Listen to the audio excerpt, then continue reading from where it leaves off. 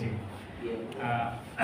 আমি আসলে প্রথমে নিজের পরিচয় একটু দিয়ে নিই, তাহলে ব্যাকগ্রাউন্ড থেকে কথা বুঝতে একটু সুবিধা হবে। আমার নাম হচ্ছে ইমরুল হাসান।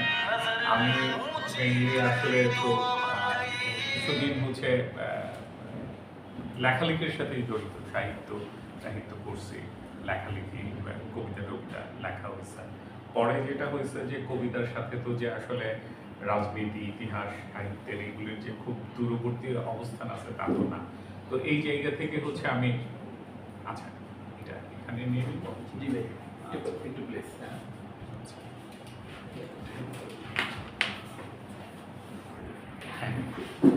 এখন তো ক্লিয়ার আছে মনে হয়। তো এইগুলি নিয়ে আসলে নাড়াচাড়া করতে গিয়েই দেখতেছি যে আসলে আপনার রাজনীতি, ইতিহাস এগুলি আসলে সাহিত্যের যেতে খুব দূরের কোনো ঘটনা না। তো তারপরে আসলে এগুলির ব্যাপারে আমার আগ্রহ তৈরি হয়। আমি কয়েকটা বই লিখছি। বইগুলি আসলে খুব বেশি হয়তো প্রচার হয় নাই। তো এইসব চিন্তা ভাবনা আমার আছে আর কি। এই জায়গা থেকে আমার একটা চিন্তা হচ্ছে এরকম যে বাংলাদেশে এখনকার যে রাজনীতি, বাংলাদেশকে সেন্টার করে বাংলাদেশের মানুষকে নিয়ে যে রাজনীতির জায়গাটা, এইটা আমার ধারণা শুরু হচ্ছে ধরেন 1920-30-এর দিক থেকে, প্রায় 100 বছর আগে। এবং আমি মনে করি যে এখানে 4টা পলিটিক্যাল ফিগার খুব ইম্পর্টেন্ট। এর মধ্যে শেরেবাংলা একে ফজলুল হক হচ্ছে প্রমিনেন্ট, তারপরে আসছেন হচ্ছে হোসেন শহীদ সোহরাওয়ার্দী, তারপরে ছিলেন আবুল হাশিম, তারপরে হচ্ছে মৌলানা আব্দুল হামিদ খান ভাসানী। ওনারা আমি মনে করি এই 4 জনের একটা রাজনীতির ধারা ওনারা তৈরি করছেন, যেটার বেস থেকে আসলে বাংলাদেশের এখনকার রাজনীতির জায়গাটা চলতেছে। তো আমি এই 4 জনকে নিয়েই কিছু আগ্রহ আছে। যদি সময় হয় ভবিষ্যতে হয়তো আমি 4 জনকে নিয়েই একটা বই লিখবো কখনো। তো যখন আসলে একে ফজলুল হক নিয়েও আমার আগ্রহ আছে, ওনার ব্যাপারে আসলে মুশকিল হয়েছে কি আমাদের এখানে দেখবেন যে ইতিহাসগুলি খুব খণ্ডিতভাবে আসে। দেখা যায় যার যতটুকু কাজে লাগে ততটুকুকেই হচ্ছে আসলে ফোকাস করা হয় আর কি। আপনি যদি দেখেন ওনাদের কথার মধ্যে, ফজলুল হকের কথার মধ্যেও কিন্তু হচ্ছে আপনি বাঙালিপনাও পাবেন, হ্যাঁ, হিন্দু মুসলিম ঐক্যের কথাও পাবেন, মুসলিম জাতীয়তাবাদের কথাও পাবেন, কিন্তু দেখা যায় যখন যে কথা বলতেছে তার শুধু ওইটুকু অংশ হচ্ছে পিক করতেছে। হ্যাঁ, এইটা একটা বাজে জিনিস আর কি। তো এই কারণে আমি যেই আজকে যে কথাগুলি বলবো এই কথাগুলি পরবর্তীতে হয়তো কোনো একটা লেখায় সাজানোর চেষ্টা করব। আমি 3টা পার্টে কথাগুলি বলবো। একটা হচ্ছে ওনার পুরা লাইফ ইভেন্টসগুলা, ওনার জীবনের কি কি ঘটনা ঘটছে সেটার একটা আউটলাইন টানার চেষ্টা করব। এইটা আমার মনে হয় জরুরি। আমি পড়তে গিয়েও দেখছি যে ওনার ব্যাপারে কিন্তু এই পুরো আউটলাইনটা কোথাও নাই, যে ওনার কোন সময়ে কি ছিল, কি করছেন, এই ঘটনাগুলি একটা জায়গায় থাকলে ওনার রাজনীতিটাকে বুঝতে সুবিধা হইতে পারে। সেকেন্ড কথা হচ্ছে আসলে এখনকার সময়ে ওনার রাজনীতির কি সিগনিফিকেন্স বা ওনার কোন জায়গাগুলিকে আমাদের খেয়াল করা উচিত, বা ওনার আসলে পুরো রাজনীতিতে আসলে কন্ট্রিবিউশনের জায়গাগুলো এখানে আমার অবজারভেশনগুলি বলবো। তো আমার কথার সাথে হয়তো অনেকেরই দ্বিমত থাকতে পারে।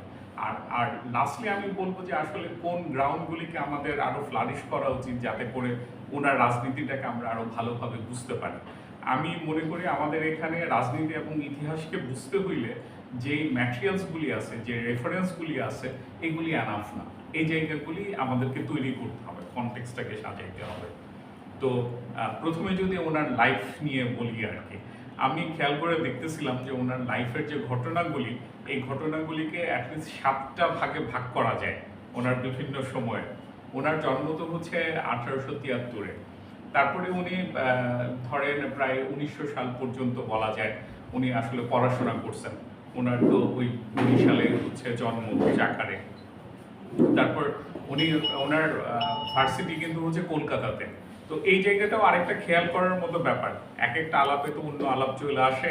যেমন ধরেন আমাদের এখানে দেখবেন যারা বরিশাল বা ধরেন একটা কেন্দ্র ছিল, ময়মনসিংহে একটা কেন্দ্র ছিল, ওখানে ওদের সাথে কিন্তু যোগাযোগ ছিল সবসময় কলকাতার আর কি। কেউ একটু ভালো ভার্সিটিতে পড়াশোনা করতে চান, এখন যেমন হচ্ছে ঢাকায় চলে আসেন, তখন কিন্তু সবাই হচ্ছে কলকাতাতেই যাইতেন যারা একটু সামর্থ্যবান আছেন। তো এই জায়গাগুলি একটু খেয়াল করার মতো ব্যাপার আছে যে আমাদের এখানে কয়েকটা কিন্তু হাব ছিল।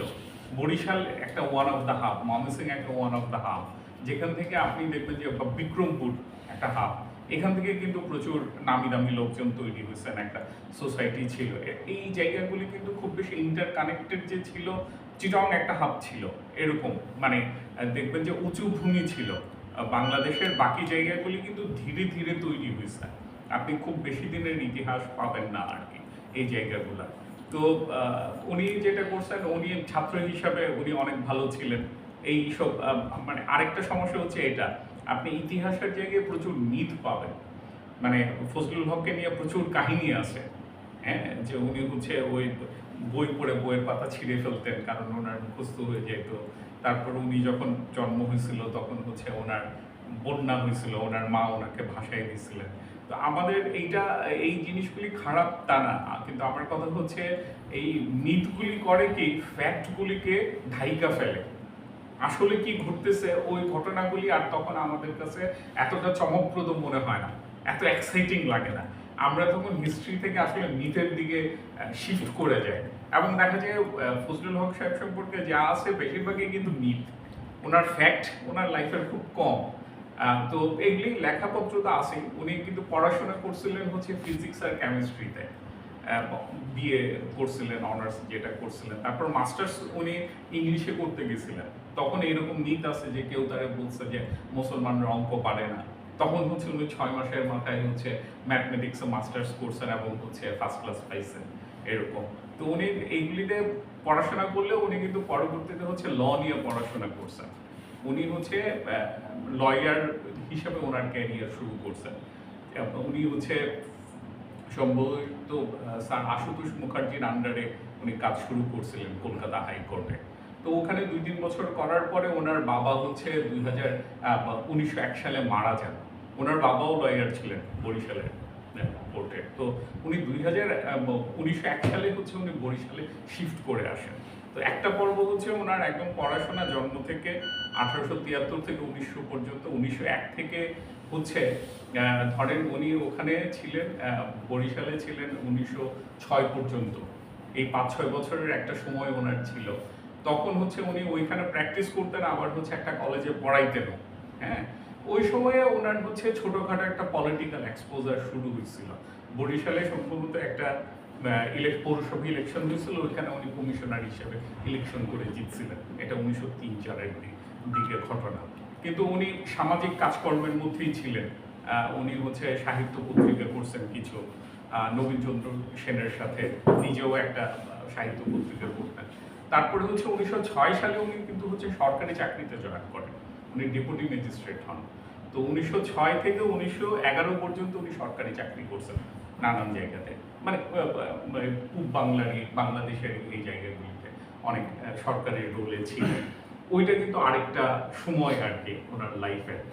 তো ওখানে ওই মিথ আছে এরকম যে নানান সময়ে উনি হচ্ছে মানুষের দুঃখ কষ্ট বা যেহেতু লোকজনের সাথে অ্যালাইন ছিলেন ওইগুলো উনি এক্সপিরিয়েন্স করছেন, একদম প্র্যাকটিক্যাল অভিজ্ঞতার ভিতর দিয়ে উনি গেছেন সরকারি চাকরির সময়। 1911 সালে উনি হচ্ছে সরকারি চাকরিটা ছেড়ে দেন, ছেড়ে দিয়ে উনি হচ্ছে আবার কলকাতা হাইকোর্টে প্র্যাকটিস শুরু করেন 1912-র দিকে। তো ওইটাই হচ্ছে ওনার আসলে রাজনীতি জীবন বা সামাজিক জীবনের আসলে শুরু হচ্ছে 1912-র দিকে। তখন হচ্ছে উনি কিন্তু তখন মুসলিম লীগও তৈরি হচ্ছিল। মুসলিম লীগ তো আসলে তৈরি, এইটা মুসলিম লীগও কিন্তু এই হিস্ট্রিগুলি আমাদের এখানে খুব ইম্পর্টেন্ট। যে দেখবেন যে 1905-এ যখন ওই বঙ্গভঙ্গর আয়োজন হইল তখন হচ্ছে আমাদের এখানে ওই সন্ত্রাসী কার্যকলাপ যেটা বিপ্লবী আন্দোলন এগুলি খুব বাইরে গেছিল, এবং 1911-তে যখন এটা বঙ্গভঙ্গ রদ হয়ে গেল তখনই দেখবেন যে বিপ্লবী কার্যক্রমগুলি অনেক বেশি কমে যাওয়া শুরু করতেছিল আর কি। পরে আরেকটা ফেজ শুরু হয়েছে, এবং মুসলিম লীগ কিন্তু এইটার একটা জায়গা থেকে বাংলাদেশেই কিন্তু নবাব সলিমুল্লাহ খানরা এটা শুরু করেন মুসলিম লীগের জায়গাগুলা।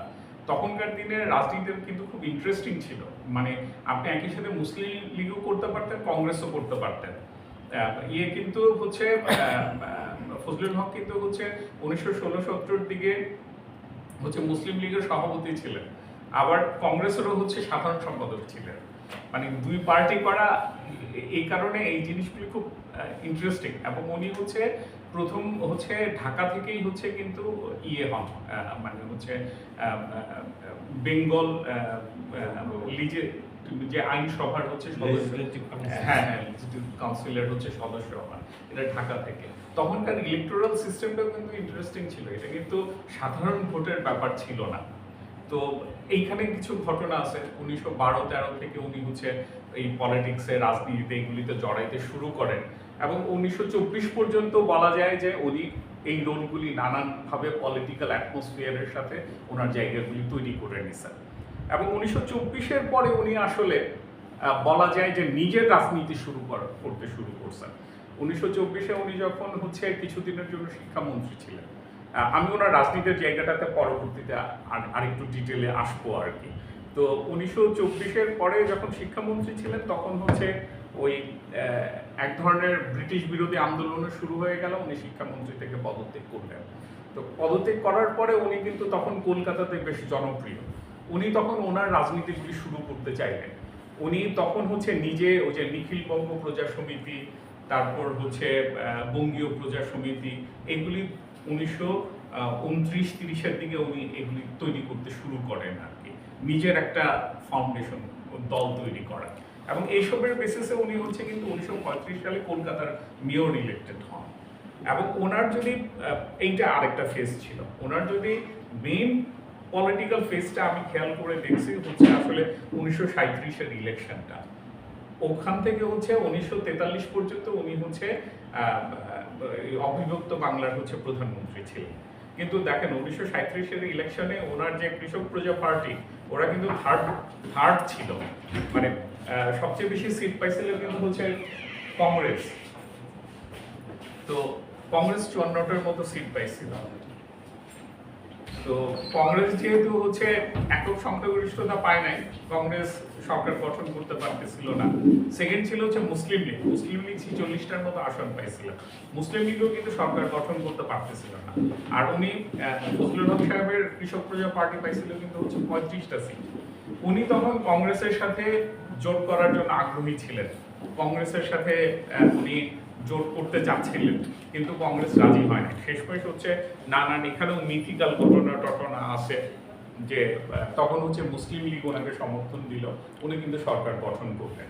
এবং ওনার যদি সিগনিফিকেন্সের জায়গাগুলি দেখেন, ফজলুল হক সাহেবের যে কাজগুলির কথা আমরা শুনি সেগুলি হচ্ছে আসলে 1937 থেকে 1943, বা আরো স্পেসিফিক্যালি বললে 1941 পর্যন্ত উনি অনেকগুলি কাজ করছেন। আজকে যেটা খোমেনি হাসান ভাই বলতেছিলেন যে ওই যে মহাজনীদের ঋণ মওকুফ করা, তারপর উনি হচ্ছে বাঙালি মুসলমানদের জন্য হচ্ছে একটা আইন করলেন সরকারি চাকরি দিতে, যেখানে হচ্ছে 50% মুসলমানদেরকে হচ্ছে সরকারি চাকরি দিতে হবে। এই যে শিক্ষার কাজগুলি উনি কিন্তু করছিলেন হচ্ছে 1924-25-এর দিকে। তখন হচ্ছে মুসলিম শিক্ষার জন্য উনি অনেকগুলি ইনিশিয়েটিভ নিয়েছিলেন। এবং এটার সাথে যখন চাকরিটা অ্যাড হয়েছে তখন কিন্তু হচ্ছে মুসলমান সমাজ হচ্ছে এই আপলিফমেন্টটা করতে পারছে। একটা কৃষক সমাজ থেকে একটা মধ্যবিত্ত সমাজের যে জার্নিটা, এটা কিন্তু হচ্ছে ফজলুল হকের ইনিশিয়েটিভের রেজাল্ট আর কি। এই লাইনগুলি আমাদেরকে একটু স্পষ্ট করতে পারলে ভালো। কিন্তু উনি সরকার গঠন করার পরে কিন্তু উনি আর আসলে খুব বেশি কাজ করতে পারেন নাই। ওনার 35 জন সদস্যের মধ্যে 21 জনই হচ্ছে ওনার বিরুদ্ধে চলে গেছিল। তখন কৃষক প্রজা পার্টি শামসুদ্দিন নামে একটা দল হয়ে গেছিল। তার কিছুদিন পরে 8 জন আবার চলে গেছে। তো উনি কিন্তু তখন হচ্ছে ওনার নামে কৃষক প্রজা পার্টির হচ্ছে সরকার, কিন্তু এটা আসলে মুসলিম লীগের সরকার হয়ে গেছিল, কারণ মুসলিম লীগ তাকে সমর্থনটা দিয়ে গেছে। এটা 1941 সাল পর্যন্ত চলছে। পরে দেখা গেছে 1941-এ মুসলিম লীগ আর ওনাকে সমর্থন দেয় নাই। তখন হচ্ছে কংগ্রেসের সাথে কিন্তু উনি হচ্ছে জোট বাঁধছে যে মুসলিম লীগ একদিকে আর বাকি সব, ইভেন ওখানে হিন্দু মহাসভার লোকজনও ছিল। তো 41 থেকে 43 উনি আসলে তেমন কোনো কাজ করতে পারেন নাই, উনি সরকারে ছিলেন। কিন্তু তারপরে বেশ কিছু ঘটনা ঘটছে 1943-এ, কিন্তু উনি কিন্তু তখন মুসলিম লীগে জয়েন করছেন। তখন মুসলিম লীগ থেকে হচ্ছে তাকে হচ্ছে করা হয়, মানে জিন্নাহ সাহেবের সাথে ওনার কিন্তু একটা সবসময় দ্বন্দ্ব ছিল। 1940-এর যেটা লাহোর প্রস্তাব বলা হয়, এরপর থেকেই কিন্তু জিন্নাহ সাহেবের সাথে ফজলুল হক সাহেবের সবসময় একটা দ্বন্দ্ব, পলিটিক্যাল দ্বন্দ্ব চলে ইয়ে করছে। 1943-এ ওনাকে কিন্তু মুসলিম লীগ থেকে বহিষ্কার করা হয় এবং উনি যখন ওই 1941-এ হচ্ছে কংগ্রেসের সাথে সরকার গঠন করেন, তারপর থেকে উনি কিন্তু হচ্ছে এন্টি পাকিস্তান ছিলেন। উনি পাকিস্তান মুভমেন্টের বিরুদ্ধে অনেক কথা বলছেন, কিন্তু এই জিনিসগুলি হচ্ছে আমি পরে ওনার অ্যানালাইসিসে আসতেছি, দেখবেন যে ওনার বিরুদ্ধে এইসব ইউজ করা হয়, যে উনি এক একবার এক এক কথা বলছে, এই জায়গাগুলি আছে আর কি। তো কিন্তু উনি কিন্তু সবসময় হচ্ছে এই বাংলাদেশের লোকজনের, পূর্ব বাংলার লোকজনের স্বার্থ নিয়ে কথা বলছেন, এবং এইখানেই হচ্ছে ওনার ফোকাস পয়েন্টটা ছিল এই জায়গাটায়। মানে উনি কিন্তু কলকাতার রাজনীতি করেন নাই, বা এখন যেটা বলা হয় যে সর্বভারতীয় রাজনীতি, এগুলো কিন্তু উনি করেন নাই। সর্বভারতীয় রাজনীতির ওই জায়গাটুকুই করছেন যেখানে হচ্ছে এই বাংলাদেশের লোকজনের হিস্সা আছে, বাংলাদেশের লোকজনের ফোকাসটা করতে পারবে, ওই জায়গাটাতেই উনি স্টিক হয়েছিলেন। যে কারণে আপনারা যদি দেখেন, পাকিস্তান হওয়ার পরে আবুল হাশিম আসছে কিন্তু 2 বছর পরে, হোসেন শহীদ সোহরাওয়ার্দীও আসছেন এরকম 1-1.5 বছর পরে, কিন্তু কিন্তু ইমিডিয়েটলি হচ্ছে ফজলুল হক সাহেব হচ্ছে ইমিডিয়েটলি ঢাকাতে চলে আসছে। ওনার কিন্তু কোনো এই জায়গা নিয়ে কোনো হেসিটেশন ছিল না। ওনার পাকিস্তানের বিপক্ষে ওনার যে যুক্তিগুলি ছিল সেগুলো অন্য রকমের জায়গা, ওইটা আরো মানে পলিটিক্যাল বিশ্লেষণের ব্যাপার।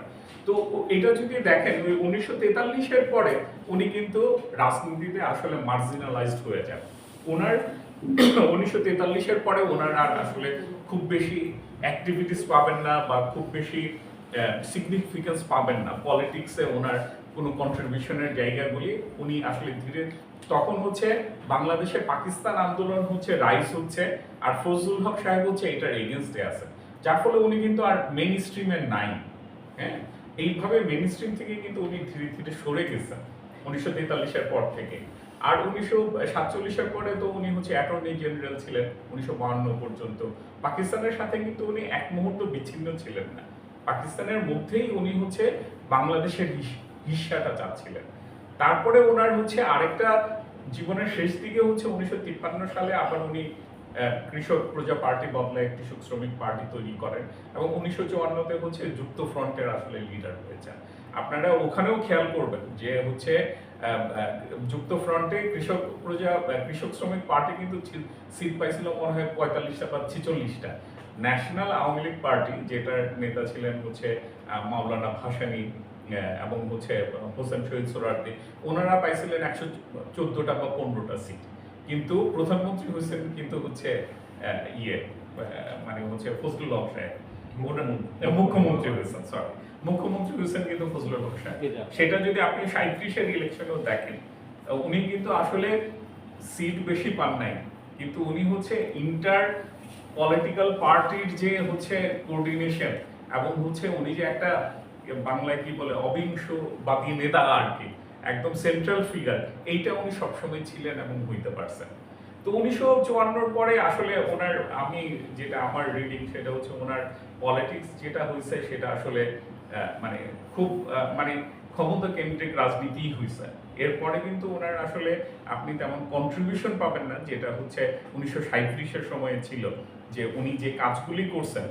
এটার একটা কারণ হচ্ছে কি, ওনারা যেই বাংলাদেশটা চাচ্ছিলেন, বাংলাদেশের মুসলমানদের হচ্ছে অধিকার চাচ্ছিলেন, এর অনেক কিছুই তখন হচ্ছে আসলে অ্যাচিভড হয়ে গেছে পাকিস্তান হওয়ার কারণে। ওনার রাজনীতির শুরুটা যেই লক্ষ্য উদ্দেশ্য নিয়েছিল, এর পরবর্তীতে যখন বরং উনি গেছেন ওই পাকিস্তানের মধ্যে, আসলে তো বলা হয় অনেক কিছু, কিন্তু আসলে দ্বন্দ্বটা তো ছিল হচ্ছে আপনার পাঞ্জাবি আর হচ্ছে বাঙালির দ্বন্দ্ব, রাষ্ট্র ক্ষমতায় কে বেশি পাওয়ার হোল্ড করবে।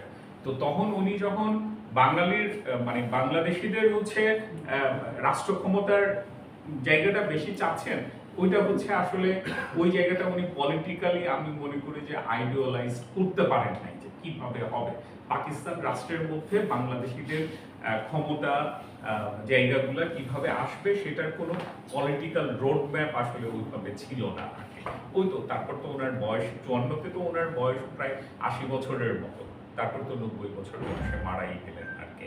তো এই হচ্ছে ওনার লাইফ ইভেন্টটা যদি দেখেন আপনারা, বা আমি বলবো যে ওনার কিন্তু প্রচুর হচ্ছে মানে উনি বরিশালে জন্ম নিছেন, hello. পড়াশোনা করছেন কলকাতায়, তারপরে হচ্ছে বরিশালে এসে কিছুদিন Hello, ছিলেন, hello. তারপরে সরকারি চাকরি করছেন, তারপর হচ্ছে কলকাতায় রাজনীতি করছেন। দোকানে কিন্তু কলকাতায় রাজনীতি করলেও ওনার রাজনীতিটা ছিল কিন্তু হচ্ছে আমি একটু বাংলাদেশ বাইরে কেন্দ্রিক রাজনীতি এবং বাংলাদেশের মানুষের হচ্ছে রাজনীতিগুলো উনি করছেন, যেই কারণে 1937-এ উনি ক্ষমতায় আসতে পারছেন, রাষ্ট্র ক্ষমতায়।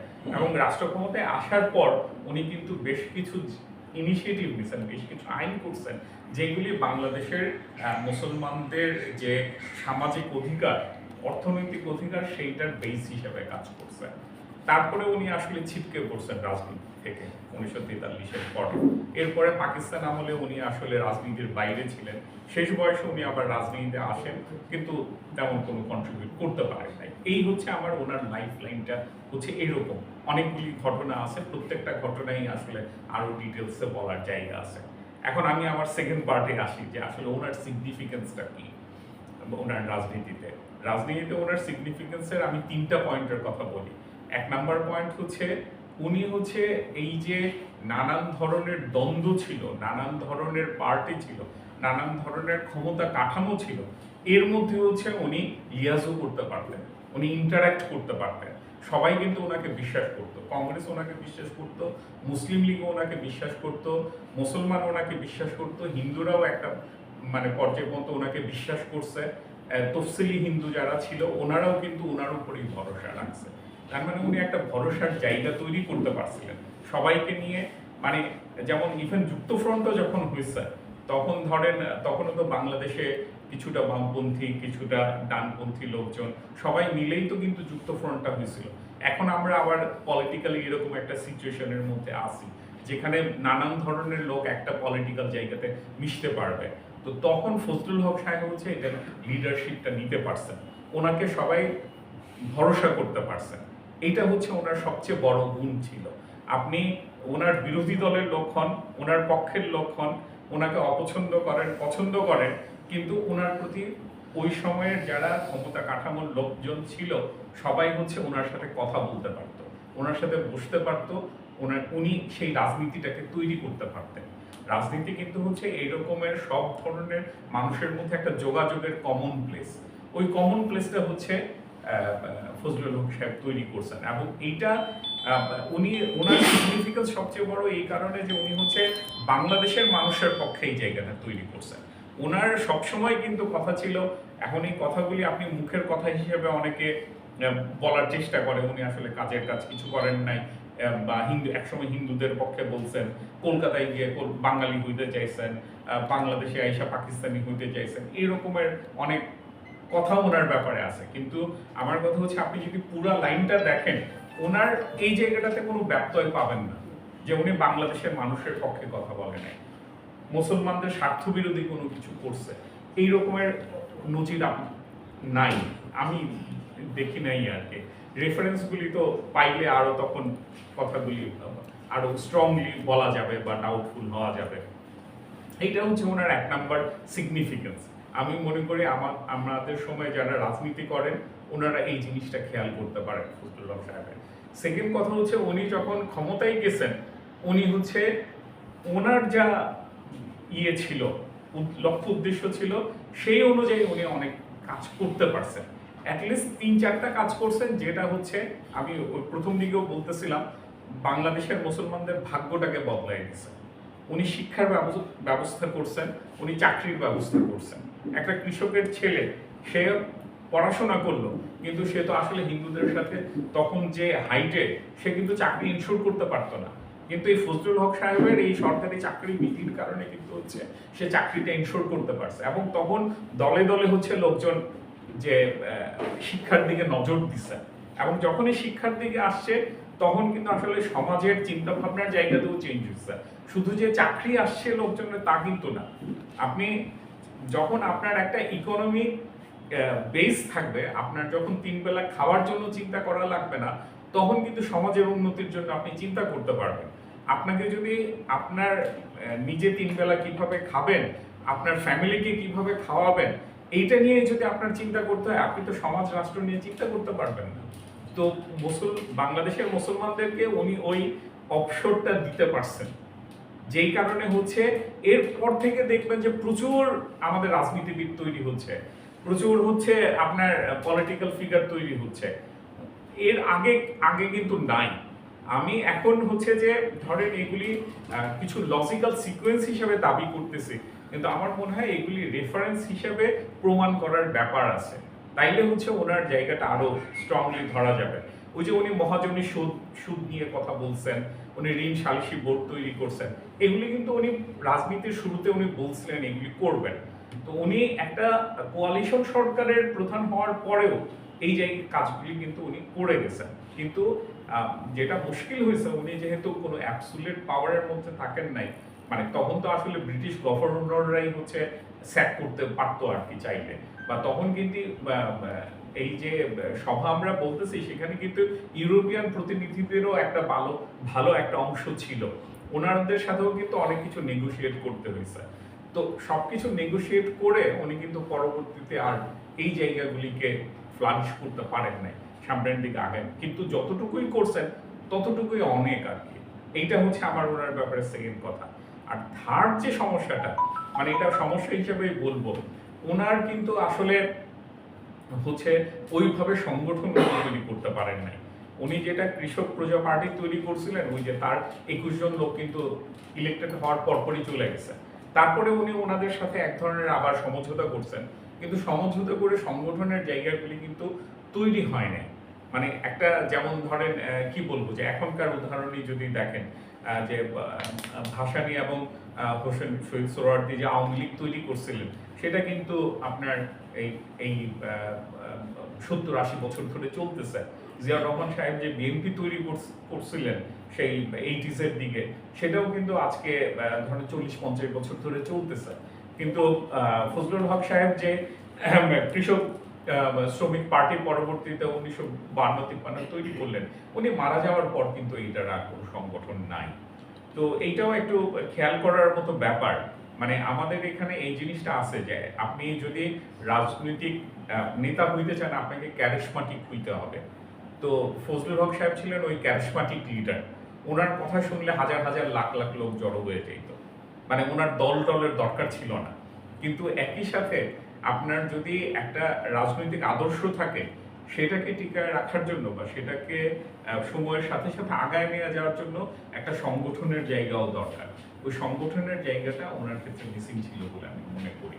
এটা হচ্ছে আমার রিডিং ওনার ব্যাপারে, এই তিনটা পয়েন্ট আর কি, যে উনি আসলে রাজনীতির ইন্টারসেকশনগুলিতে খুব অপারেট করতে পারছেন। এই ধরনের রাজনীতিবিদ আমাদের দরকার, যার কথা সবাই শুনবে, অন্তত সবাই তার সাথে কথা বলবে।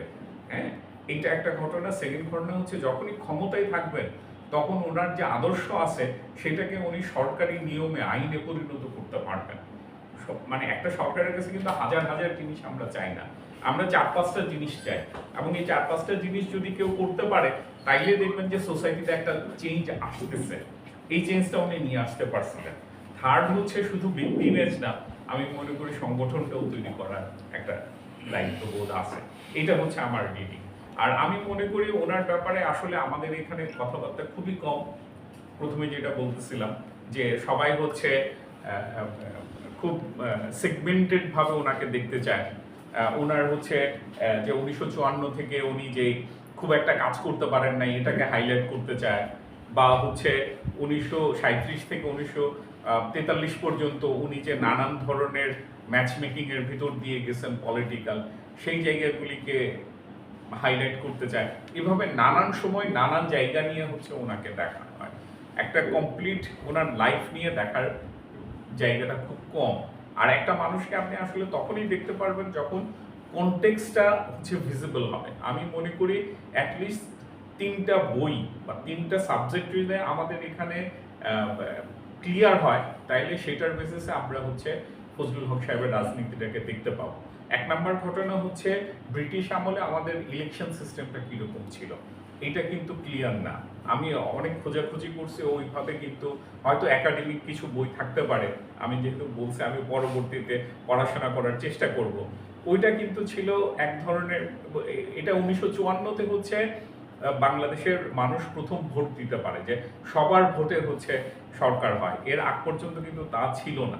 কিছু নিয়ম ছিল, আপনার কিছু ক্যাটাগরি ছিল, যে মুসলিম আসন এতগুলা, হিন্দু আসন এতগুলা, এবং হচ্ছে আপনার তফসিলি হিন্দু আসন এতগুলা। যেই কারণে ফজলুল হক সাহেব আমার ধারণা খুব পলিটিক্যাল সাকসেস পাইছিলেন। এটা এখন বিজেপিতেও দেখবেন যে ধরেন আমার ধারণা তখন হচ্ছে কলকাতাতে 25-30% হচ্ছে মুসলমান ছিল, এবং উনি মুসলমানদের ভোট সব উনি পাইতেন, এবং হিন্দুদের মধ্যেও তো নানান ধরনের ক্যাটাগরি ছিল, এর মধ্যে ওনার হিন্দু বন্ধু বান্ধবও ছিল, যার ফলে একটা ইলেকশনে জিততে কিন্তু 40%-এর বেশি ভোট লাগে না। উনি এটা খুব ইজিলি পাইতেন, মানে কলকাতার মেয়র হওয়া বা পরবর্তীতে এই জায়গাগুলি ইলেকশনের ধারণাটা ওনার মধ্যে খুব, আমার ধারণা খুব ভালো ছিল। এই যে ধরেন ওই কলকাতাতে এক পশ্চিমবাংলায় যে ইলেকশন হচ্ছে, বিজেপি কেন মুসলমানদেরকে সরাইতে চাচ্ছে? কারণ মুসলমানরা আছে 20% আর হিন্দু আছে 80%। আপনার 40% ভোট হইলে জিতা যায়। তাইলে হিন্দুদের মধ্যে তো আর সব বিজেপি সাপোর্ট করে না, কিছু তৃণমূল সাপোর্ট করবে, কিছু বামপন্থী থাকবে, কিছু কংগ্রেসকে সাপোর্ট করবে। ওরা চায় কি যে মুসলমান যদি 10%-এ নামায় নিয়ে আসা যায়, বাকিটার মধ্যে ওরা 40% নিতে পারবে। তো একটা ইলেকটোরাল সিস্টেমটা কিন্তু খুব ইম্পর্টেন্ট। 2008-এ যেই ঝামেলাটা হয়েছিল বাংলাদেশে, এক তো হচ্ছে বেশি ভোট দিয়ে হচ্ছে ওই ভোট বাড়ানো হয়েছে, আবার দেখবেন আসনগুলো কিন্তু খুব ইম্পর্টেন্ট, আপনি কোন আসন কিভাবে করতেছেন আর কি। হ্যাঁ, দেখবেন যে একটা এলাকা আছে, এই এলাকা কখনোই হচ্ছে মানে আওয়ামী লীগকে ভোট দিবে না, আরেকটা এলাকা আছে যে ধরেন জামাত ইসলামকে কখনোই ভোট দিবে না। আপনি যদি ওই আসনগুলি ওইভাবে ডিজাইন করতে পারেন, আপনি কিন্তু এমনিতেই আপনার এক্সিস্টিং ভোটে আপনার জেতার সম্ভাবনা বাইরে যায়। তো ব্রিটিশ আমলের যে ইলেকশন সিস্টেমটা ছিল, সেটা নিয়ে একটা খুব ডিটেল স্টাডি হওয়া উচিত, যে গভর্নমেন্টগুলি হয়েছিল কিভাবে ফর্ম হয়েছিল, কিভাবে ভোট হইতো। এইটা যদি দেখতে পারেন তাইলে হচ্ছে ফজলুল হক সাহেবের সাকসেসের জায়গাগুলি আমরা অনেক বেশি ওই কনটেক্সটাতে দেখতে পাবো।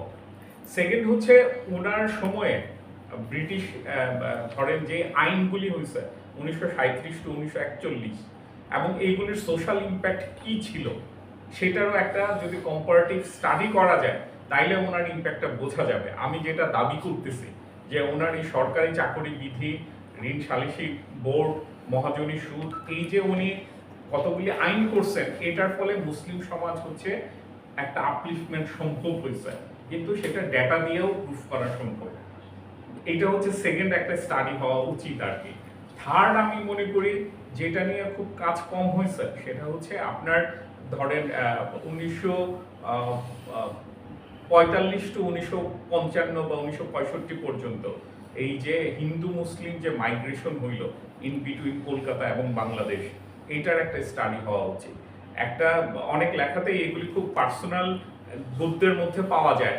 আপনি ওই যে বুদ্ধদেব বসুর ওয়াইফ ছিলেন পূরবী ঘোষ, উনি বলতেছিলেন যে 1947-এর পরে কথা বলার মতো কোনো মুসলিম নেই বা ওনারা পাচ্ছেন না, কারণ কলকাতা শহরে যারা শিক্ষিত মুসলমান ছিল সবাই পাকিস্তানে চলে আসছে।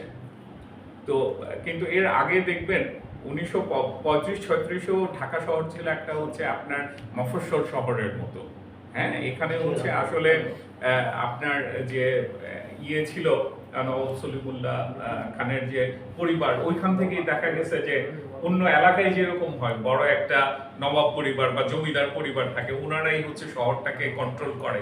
এর আগ পর্যন্ত কিন্তু 47-এর আগ পর্যন্ত বা 35-36 পর্যন্ত ওনারাই হচ্ছে ঢাকা শহর কন্ট্রোল করছেন, বা ওনাদের আদেশ নির্দেশ মতোই চলছে আর কি সবকিছু।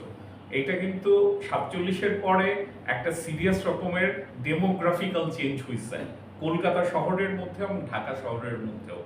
এই চেঞ্জেসগুলিকে যদি কেউ লোকেট করতে পারেন, তাইলেও আসলে ফজলুল হক সাহেবকে ওই কনটেক্সটকেও বোঝা যাবে ওনার রাজনীতিটা। তো আমি বলবো যে যারা ফজলুল হক সাহেব সম্পর্কে আগ্রহ আছে, ওনারা আসলে ওনার পার্সোনাল হিস্ট্রিটা তো দেখবেনই, কিন্তু এই তিনটা জিনিসেও যদি দেখেন যে তখনকার ইলেকশন সিস্টেম কেমন ছিল, উনি যে আইনগুলি করছিলেন সেইগুলির পরবর্তীতে সামাজিক কি চেঞ্জগুলি হয়েছে, এবং ওই সময়ের কলকাতা এবং ঢাকা শহরের হিন্দু মুসলিম মানে জনসংখ্যার জায়গাতে কি রকমের চেঞ্জেসগুলি হয়েছে, এই তিনটা জিনিস যদি আমরা খেয়াল করতে পারি, তাইলে এখানে রাজনীতির অনেক কিছু স্পষ্ট হয়ে উঠবে যে কারা গুরুত্বপূর্ণ ছিলেন এবং কিভাবে গুরুত্বপূর্ণ ছিলেন। তো আমার যদি কথা বলেন, আমার এন্ড নোট হচ্ছে এটাই যে আমি মনে করি যে ওনাদের রাজনীতি নিয়ে আমাদের এখানে অনেক কাজ করা উচিত, অনেক কথা বলা উচিত। তা নাইলে হচ্ছে ওনাদের রাজনীতির ঠিক জায়গাগুলি যেমন আমাদের ধরতে পারা উচিত, ওনাদের যে ভুলগুলা ছিল বা যে জায়গাগুলি আরো বেটার হইতে পারতো ওই জায়গাগুলি আমাদের আগায় নিয়ে যাওয়ার জায়গাগুলি আমরা লোকেট করতে পারবো আর কি। তো এই হচ্ছে আমার কথা ওনার সম্পর্কে। আমি মনে করি যে ওনার সম্পর্কে আরো অনেক স্টাডি হওয়া উচিত আর কি। এই হচ্ছে